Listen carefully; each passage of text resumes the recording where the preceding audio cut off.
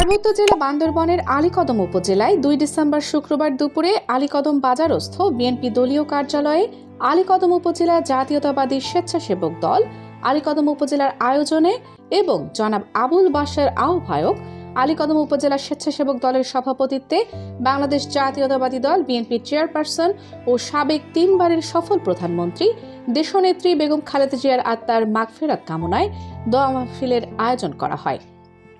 উক্ত অনুষ্ঠানে বেগম খালেদা জিয়ার রুহের মাগফিরাত এবং তার রাজনৈতিক জীবনের ত্যাগ ও অবদানের কথা স্মরণ করে বিশেষ মোনাজাত করা হয়।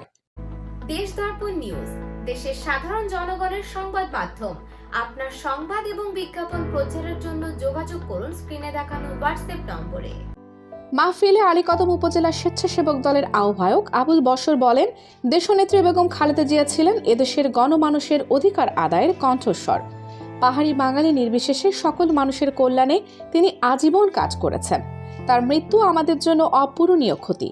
অনুষ্ঠানে পবিত্র কোরআন খতম শেষে বিশেষ মোনাজাতে দেশনেত্রীর বিদেহী আত্মার শান্তি কামনার পাশাপাশি বিএনপির ভারপ্রাপ্ত চেয়ারম্যান তারেক রহমানের সুস্বাস্থ্য ও দীর্ঘায়ু এবং দেশ ও জাতির সমৃদ্ধির জন্য প্রার্থনা করা হয়।